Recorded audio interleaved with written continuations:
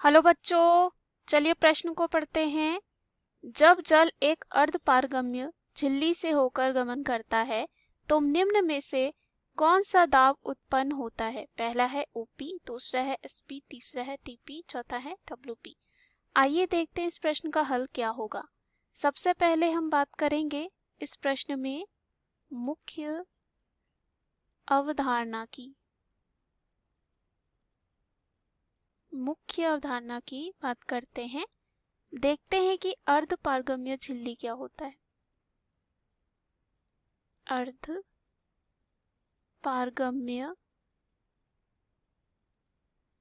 झिल्ली क्या होता है? ये एक ऐसी परत होती है जो केवल विलायक के कणों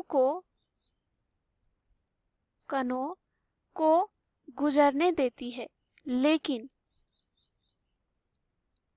विलय के कणों या अणुओं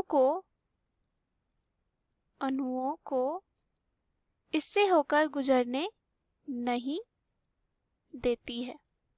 अर्थात अर्धपारगम्य झिल्ली एक प्रकार की जैविक या कृत्रिम झिल्ली या परत होती है जो केवल एक कह सकते हैं कुछ विशेष प्रकार के अणुओं, आयनों या कणों को गुजरने देती है, बाकी अन्य कणों को रोक देती है। अब यहाँ पे अगर बात करें, जब जल एक अर्धपारगम्य झिल्ली से होकर गमन करता है तो निम्न में से कौन सा दाब उत्पन्न होता है? बात करते हैं दाब की। कौन सा दाब होगा? तो वो होता है परासरण दाब। परासरण दाब होता है जिसे हम कहते हैं ओपी भी। आइए देखते हैं परासरण दाब क्या होता है, अर्थात कह सकते हैं ये जो ओपी होता है क्या होता है। अर्धपारगम्य झिल्ली के दूसरी ओर विलयन में शुद्ध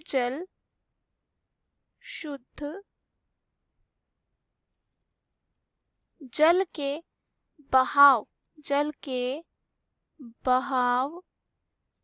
को रोकने हेतु आवश्यक दबाव परासरण दाब कहलाता है। इसलिए पानी कम परासरण दाब से कह सकते हैं या परासरण दाब के क्षेत्र से उच्च जिधर ज्यादा होता है परासरण दाब की ओर जाता है। अब हम बात करते हैं, यहाँ पे स्फीति दाब होता है। स्फीति दाब जिसे हम टीपी भी लिख सकते हैं। स्फीति दाब की बात करें तो ये जो है द्रव स्थैतिक दाब होता है। क्या होता है? द्रव स्थैतिक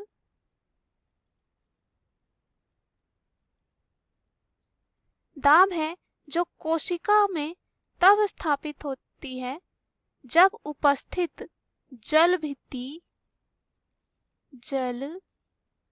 भित्ति के लचीलेपन के विरुद्ध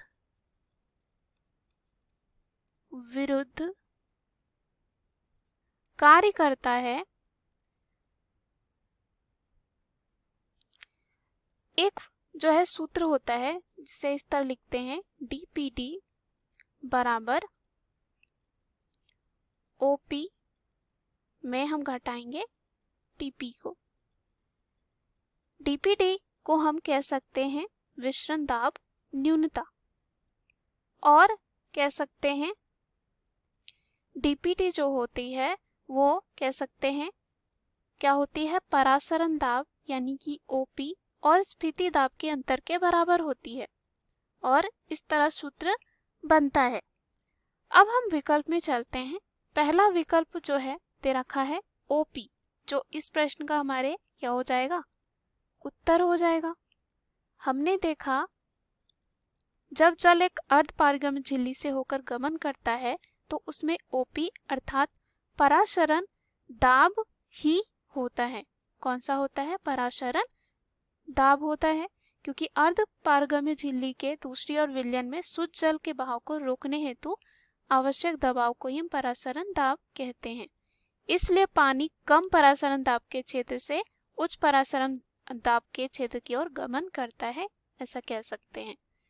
दूसरा दे रखा है एसपी।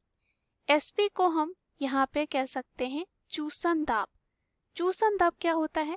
कोशिकाओं में उद्भूत वह दाब जिसके कारण कोशिका में बाहर से जल का प्रवेश होता है, और ये कह सकते हैं कोशिका रस के रसाकर्षण दाब का विशेष अंश होता है, जो कोशिका भित्ति को कह सकते हैं खींची रखने में और खिंचा रखने में वह नहीं हो पाता है।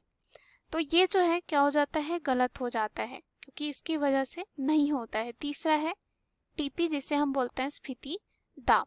तो अभी हमने देखा स्फीति दाब के बारे में, ये भी क्या होगा? नहीं होगा।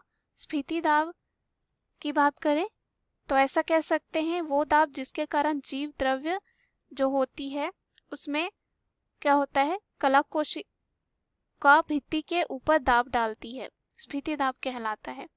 तो ये भी क्या हो जाएगा? गलत। चौथा दे रखा है WP। कोशिका भित्ति दृढ़ होने के कारण स्फीति दाब के बराबर परंतु उल्टी दिशा में जीव द्रव पर दाब डालती है, उसे क्या ही कहते हैं हम? WP अर्थात भित्ति दाब। दिए गए प्रश्न का सही उत्तर ए है। आशा करती हूँ यह उत्तर आपको समझ में आया होगा। धन्यवाद।